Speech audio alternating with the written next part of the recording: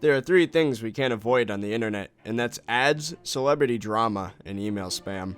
You know, that inheritance from a Nigerian prince that is apparently related to you, or instant weight loss solutions, or how to redeem your free iPad. We all know these are fake and a waste of time, and lucky for us, most spam is filtered out of our inboxes automatically. Sometimes one will get through though, and these are usually the sneaky ones with bad intentions. These emails could look legitimate and can appear to be from large corporations such as Google or Microsoft, or even pose as friends and family.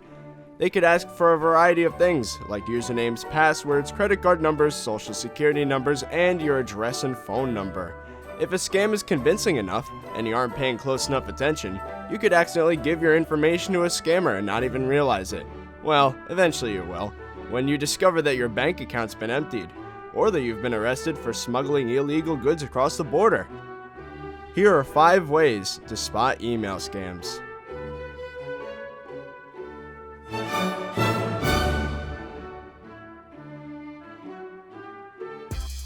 Check who it is that you're receiving the email from, and that they are who they claim to be.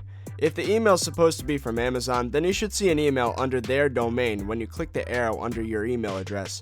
Also be wary if your email doesn't even come up. Also, a representative of a large company would never use their personal email address to contact you. They would also never ask for a login or credit card number, as they likely already have that information and don't need to ask you again.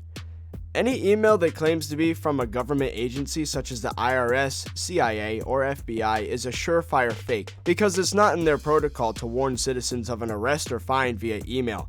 They would come to your door, call you on the phone, or use a postal service instead. Before you click on anything, check where hyperlinks will bring you by hovering your mouse over them. Sometimes scam emails will lie to you and make the hyperlink text display one address and bring you to a completely different address. Also, check the links for misleading subdomains. For those of you that do not know what a subdomain is, one example would be how Google organizes the URLs in its online apps.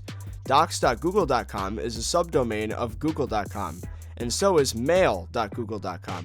What a scammer might do is set up a subdomain on their website that copies a credible website's name.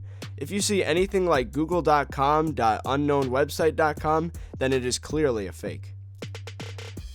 As minute as it may be, a single grammatical or spelling error could raise a red flag. No matter where they are from, a reputable company would never be caught emailing its customers and include errors. This concept even applies to companies that do not originate in an English-speaking country, because most of them have a subdivision specifically for translation or even company management in other countries. A great example would be Nintendo, which originates in Japan and sells products worldwide. For many scammers, English is not their first language, and they do not have the same business model as real companies do, and often leave mistakes and mistranslations in their emails. This is a bit of a preventative strategy more so than the other items on this list, but if you use a name that is not your own in your email, then you could easily root out scammers, since they usually would refer to you by your email name rather than your real name.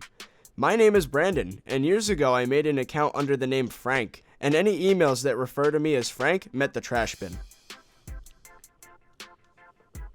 If an email straight up asks you for money and or promises a big return for a small initial investment, then you could bet it's a scam. Also use some common sense. Don't take an email seriously if it claims that you won a lottery or contest that you didn't even enter into. That's it for the list, guys. As one final note, to make the internet a safer place, be sure to forward any scam emails you come across to phishing-report@us-cert.gov. Subscribe to ThirtyVirus for more interesting content, and I'll see you guys in the next video.